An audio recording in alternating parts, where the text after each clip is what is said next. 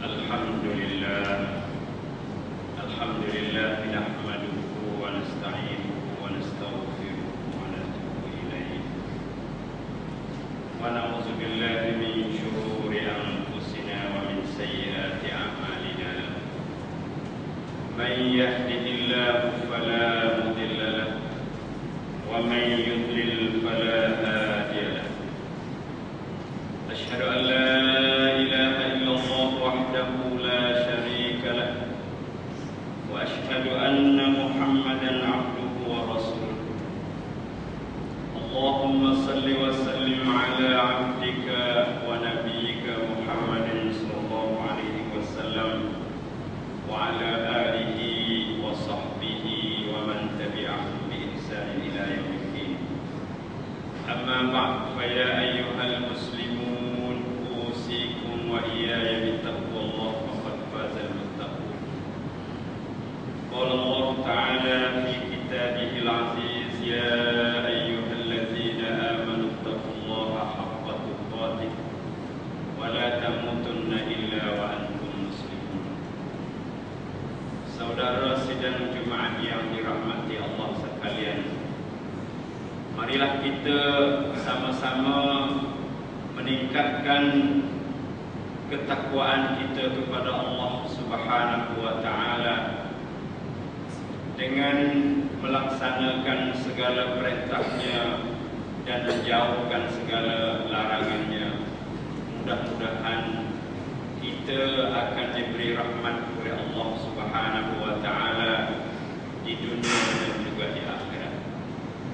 Saudara sidang Jumaat yang dirahmati Allah sekalian, khutbah saya pada hari ini berfokus kepada ujian harta ke atas umat Islam.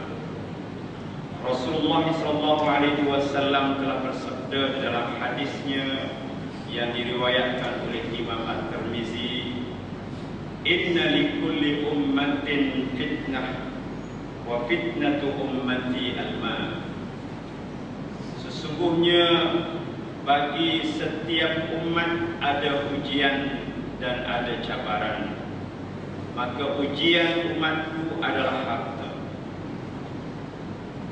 Rasulullah SAW telah memberi amaran kepada umatnya bahawa umatnya akan diduga dan akan diuji dengan masalah harta. Allah Subhanahu wa ta'ala telah menegaskan di dalam Al-Quran, "Al-mal wal banun zinatul hayatid dunya wal baqiyatus salihat khairun 'inda rabbika sawaban wa khairun amala." Surah Al-Kahf. Al-mal wal banun, harta dan anak-anak adalah perhiasan kehidupan dunia.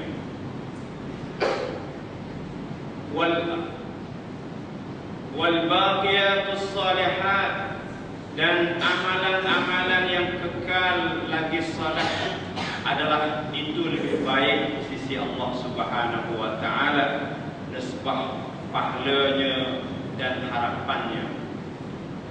Rasulullah Subhanahu wa ta'ala memberi amaran kepada kita bahwasanya manusia sentiasa dihiasi oleh perhiasan-perhiasan kehidupan dunia. Dalam surah Al-Imran, Allah Subhanahu wa ta'ala telah menegaskan, "A'udzubillahi minasyaitonir rajim. Zuyyina lin-nasi hubbus syahawati minan nisa' wal banina wal qanatiril muqantarati minaz zahabi wal fiddati wal khairil musawwamati wal an'ami wal hars. Zalika mata'ul hayatid dunya wa in zalika mata'ul hayatid dunya wallahu indahu husnus thawab." Dihias kepada manusia nampaknya cantik, perkara yang manusia suka dihiasikan kepadanya oleh Allah Subhanahu wa ta'ala, Yang pertama sekali, manusia ni suka kepada an-nisa, kepada perempuan, dan juga kepada anak-anak, dan juga kepada harta-harta yang banyak yang terdiri daripada emas dan perak, dan juga kuda-kuda yang terpilih, binatang-binatang ternakan, dan sawah-sawah ladang. Itulah kesedapan kehidupan dunia. Tetapi Allah telah menegaskan bahwasanya pahala di sisi Allah adalah syurga, itu adalah lebih baik.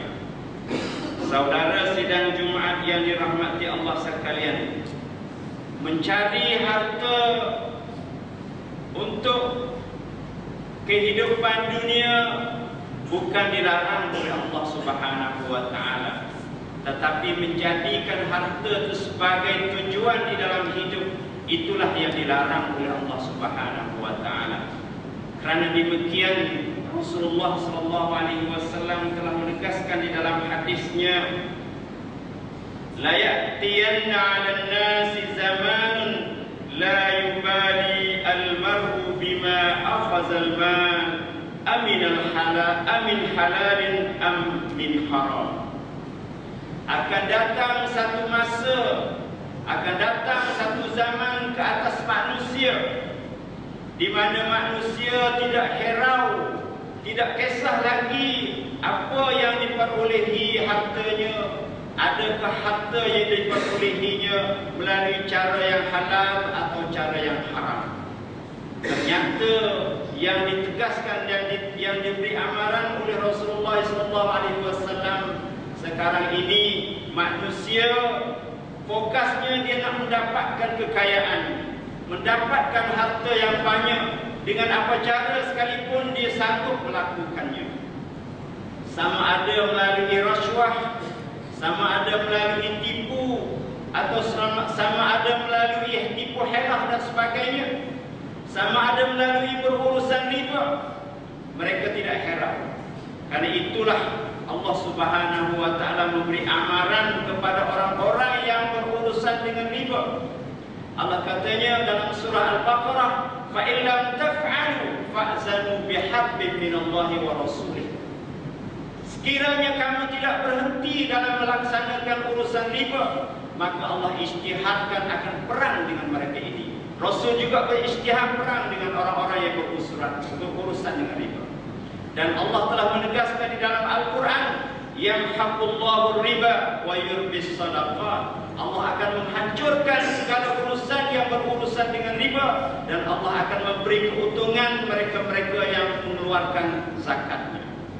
Maka ternyata di sini kepada kita bahwasanya segala harta yang kita pungut melalui cara yang haram akan dimurkai oleh Allah Subhanahu wa taala, dan tidak ada barakah kalau kita makan sesuatu daripada harta-harta yang haram. Amalan kita tidak diterima oleh Allah Subhanahu wa taala. Sekalipun kita belanja untuk kebajikan, membuat derma, membuat masjid dan sebagainya, itu amalan yang tidak diterima oleh Allah Subhanahu wa taala. Karena Allah telah menegaskan di dalam hadisnya, innallaha thayyibun la yaqbalu illa thayyiban. Rasulullah telah menegaskan bahwasanya Allah itu baik dan dia tidak akan terima amalan seorang hamba-Nya melainkan amalan yang baik. Maka baik di dalam kata Islam, di dalam penimbangan Islam adalah yang halal itu adalah yang baik, yang haram itu adalah yang tidak baik.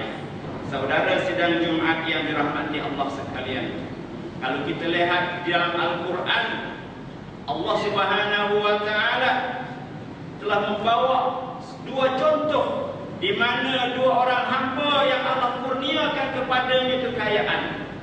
Salah seorang daripadanya Allah mengurniakan kepadanya kekayaan melimpah ruah, dan salah seorang daripada hambanya Allah berikan kekuasaan kepadanya, di mana Allah telah menegaskan di dalam Al-Quran dalam surah Al-Qasas, inna Qarun kana min qaumi Musa fabagha alaihim wa atainahu minal kunuz ma inna mafatihahu latanu bil usbati ulil quwwah iz qala lahu qaumuhu la tafrah innallaha la yuhibbul farihin.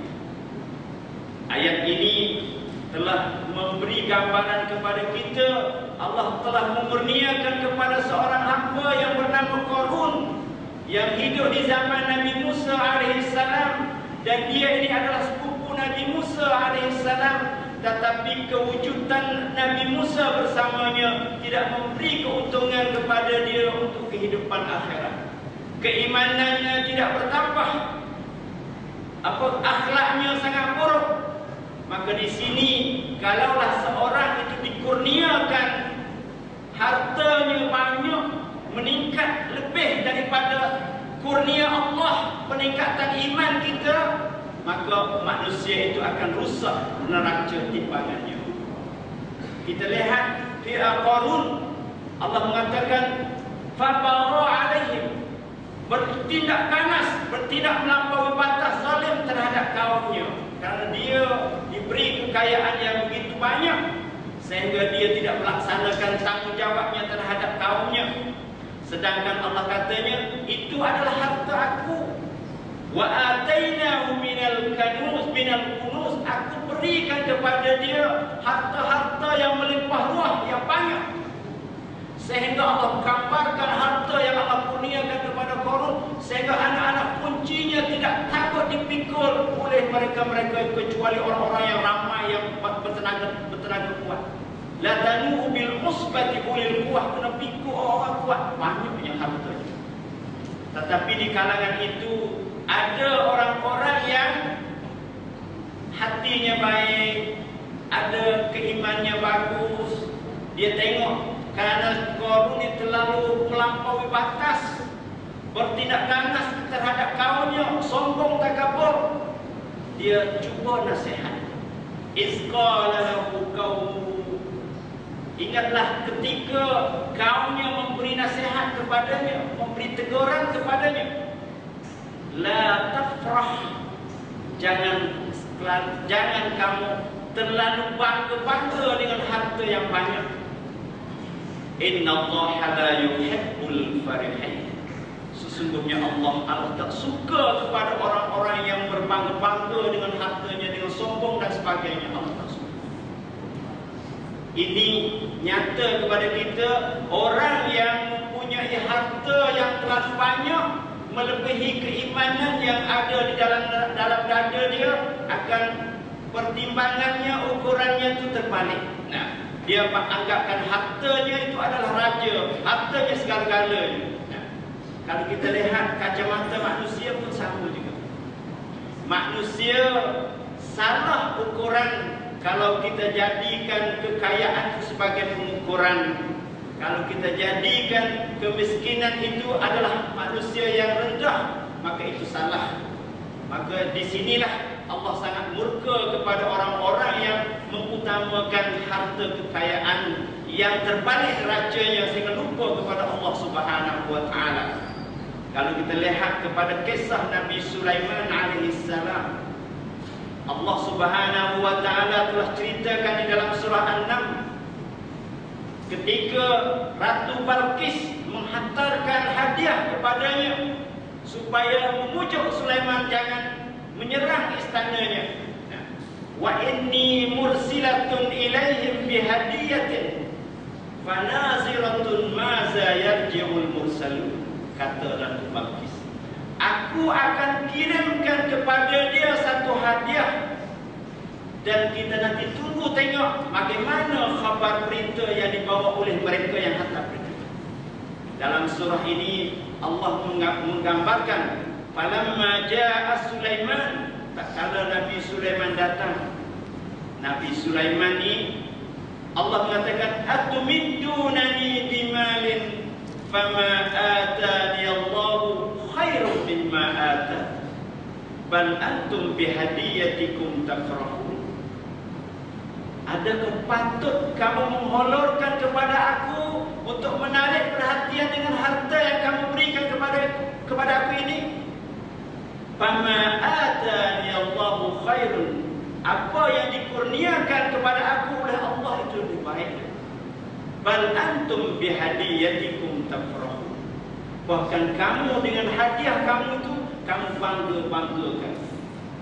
Maka di sini kita nyatakan, kalau orang yang ada neraca timbangan keimanan di dalam hatinya, dia dapat menilai bahwasanya harta yang ditawarkan kepada dia tidak menjadi ukuran, tidak boleh merosakkan penimbangan dia. Kalau kita lihat manusia di zaman sekarang, dengan sekadar 200 kuk, 500 kuk itu hilang pertimbangan. Sedangkan kita gunakan duit 500 kuk yang orang sokok kita, orang beri kepada kita dengan cara rasuah, maka harta yang kita makan sesuap di dalam mulut kita dan anak isteri kita, harta itu tidak barakah, tidak ada berkah, tidak ada baik. Bahkan akan menjadi racun, menjadi kuman yang akan menyerapkan bukan sekadar kita saja, kita takut kepada anak-anak cucu kita. Kalau kita lihat seorang ulama yang begitu waraknya, yang begitu takwanya kepada Allah Subhanahu wa taala, dia takut untuk memakan sesuatu harta yang haram masuk ke dalam tubuh dia, sehingga dia sanggup cari orang yang punya kebun. Sabit bin Ibrahim, satu hari dia lalu ke depan kebun apple, kebun teropah, buah teropah. Dia terlalu lapar sampai tak tahan untuk nak melawankan kelaparan dia. Nampak sebiji apple di bawah pokok apple tadi itu, dia pergi ambil, lalu makan.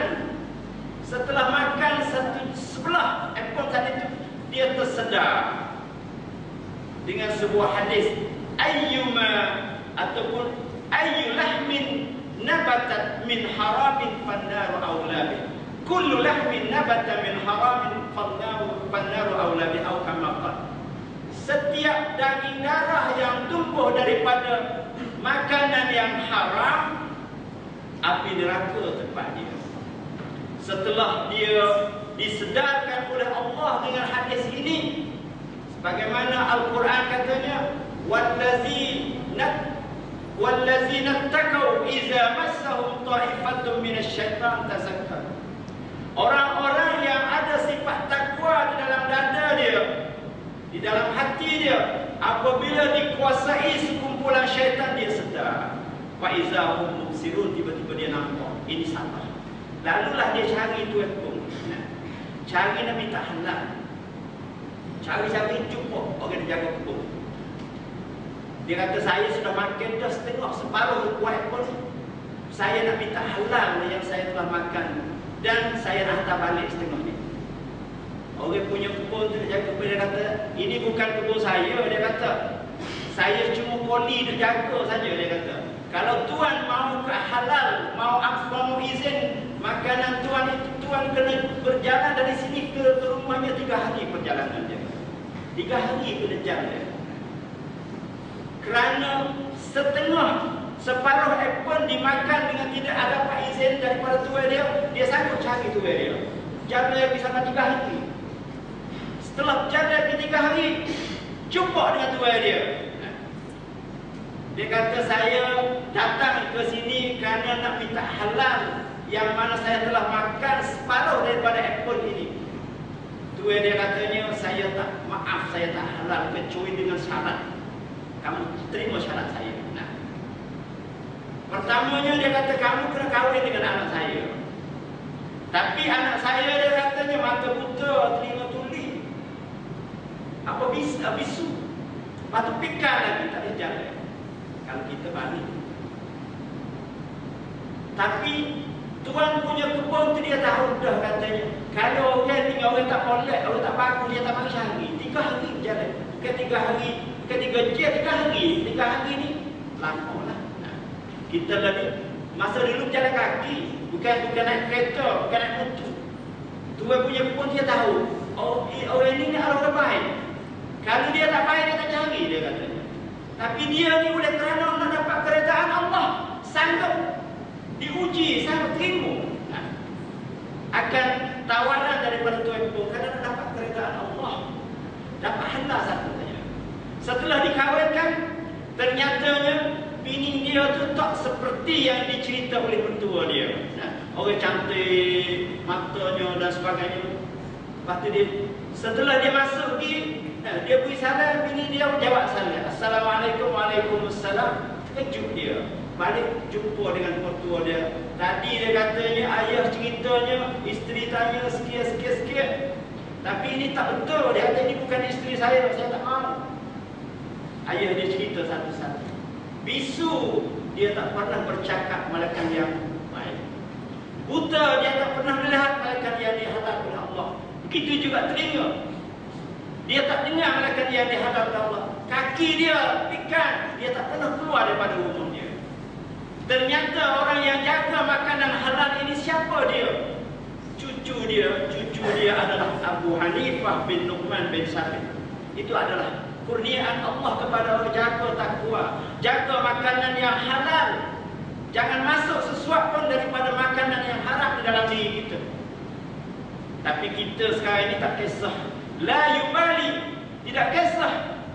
Adakah makanan yang kita suap dalam mulut kita aminal halal, aminal haram? Adakah yang halal atau yang haram? Tak penting.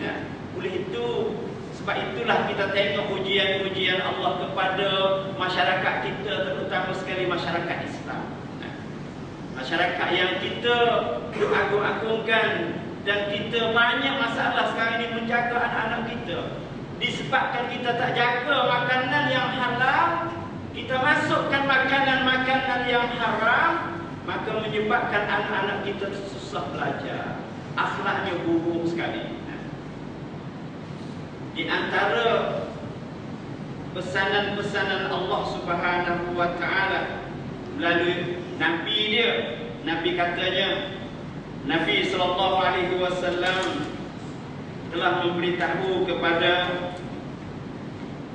hamba dia melalui Sa'id bin Abi Sa'id Al-Khudri radhiyallahu anhu anin Nabi sallallahu alaihi wasallam qala inna ad-dunya hulwatun khadiratun wa inna Allah mustakhlifun fiha fayanzuru kaifa ta'malun. Nabi bagi tahu kepada kita, dunia ni adalah hulwatun khadiratun, manis yang hijau. Nah, yang boleh menarikkan perhatian manusia. Hak manis ni kalau kita tengok semua boleh cari. Nah, hak hijau ni manusia suka hak hijau-hijau, nak duduk dalam kebun molek dan sebagainya. Lepas tu Nabi katanya, wa inna Allah mustakhlifukum fiha. Dan Allah, sesungguhnya Allah melantikkan kamu sebagai khalifah di dalam dunia untuk jagakan harta-harta Allah dan harta kita. Fayanzuru kaifa ta'malun. Allah nak tengok bagaimana kita laksanakan tugas-tugas kita yang Allah berikan kepada kita. Adakah kita melanggar perintah Allah atau kita menyambut perintah Allah, mengikut perintah Allah? Tetapi oleh kerana syaitan yang ada di dalam diri kita, yang mana Nabi katanya asyaitan yajri majrad dam, syaitan itu sedang mengalir melalui saluran darah kita, dan syaitan telah bersumpah dengan Allah Subhanahu wa taala, la uwiyannahum ajma'in, aku akan tipu anak cucu Nabi Adam semua. Cara dia aku akan datang sebelah depannya. Nah, kalau surah Al-A'raf. Dan aku datang sebelah belakang. Kalau tak look sebelah depan, ia mari sebelah belakang. Kalau tak dapat lagi sebelah depan dan sebelah belakang, ia mari sebelah kiri kanan. Wa an aymanihim wa an syama'ilihim, masuk sebelah kanan dan masuk sebelah kiri. Wala tajidu aktsaruhum syakirin. Akhirnya natijah syaitan katanya, aku akan tipu semua anak cucu Nabi Adam, dan tidak akan mendapati anak cucu Nabi Adam itu mereka sedikit saja yang bersyukur. Wala tajidu aktsaruhum syakirin. Dan sedikit saja yang syukur. Kita tengok mana jauh.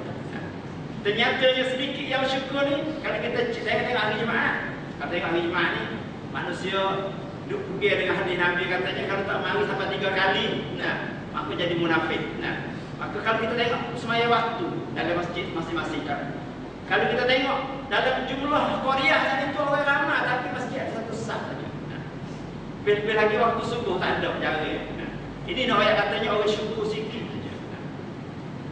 Saudara sidang Jumaat yang dirahmati Allah sekalian, oleh itu kita mesti jagakan makanan kita. Sesuatu daripada yang halal itu adalah barakah. Sesuatu daripada makanan yang haram itu hilang barakah.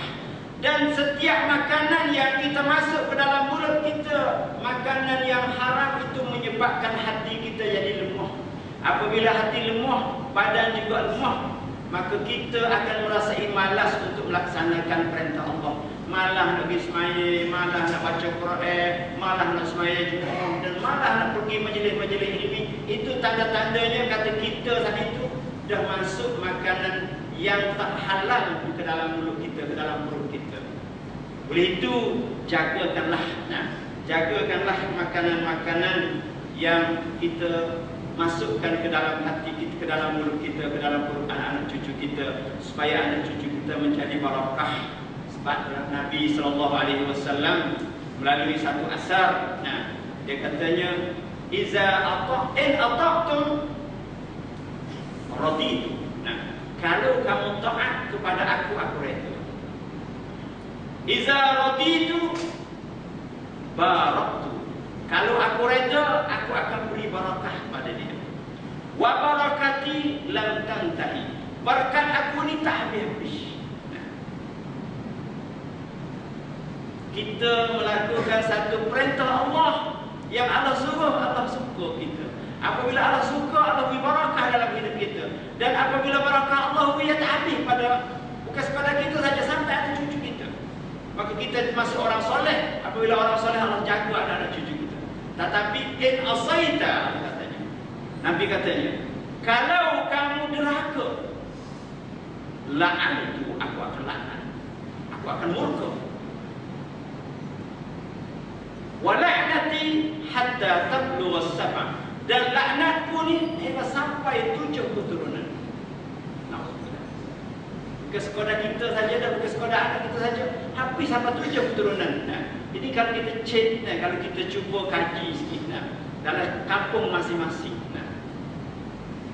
Saya selalu dengar orang cerita, tanah tu ayah dia dulu, hotok dia dulu. Sapalah ni tepatkah rumah pun tak ada dia. Oh, sebab tu kita kena cek. Adakah kita mengambilkan harta secara, boleh jadi orang zaman dulu tu dia tipu adik-adik dia, dia rampah adik-adik dia dan sebagainya. Tapi apabila jatuh cucu dia tempat duduk tak ada. Hartanya banyak. Ini tanda kata tak ada barakah dalam hidup. A'udzubillahi minasyaitonirrajim. Wal 'asr innal insana lafi khusr illa allazina amanu wa 'amilus shalihat wa tawasaw bil haqq wa tawasaw bis sabr. Aqulu qawli hadza wa astaghfirullah li wa lakum fastaghfiruhu innahu huwal ghafurur rahim.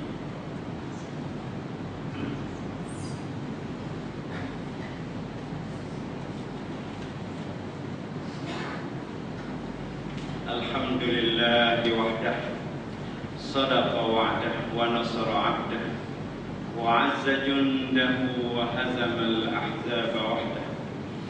Asyhadu an la ilaha illallah wahdahu la syarika lah wa asyhadu anna Muhammadan 'abduhu wa rasuluh. Allahumma salli wa sallim ala 'abdika wa rasulika Muhammad wa ala alihi wa sahbihi wa man tabi'ahum bi ihsanin ila yaumiddin. Amma ba'd, fa ya ayyuhal muslimun, usikum wa iyaya bi taqwallah faqad fazal muttaqun. Saudara sidang Jumaat yang dirahmati Allah sekalian, Rasulullah SAW telah memberi pesan kepada kita dalam sebuah hadisnya, la tazulu qadama 'abdin yaumal qiyamah hatta tus'al an arba'.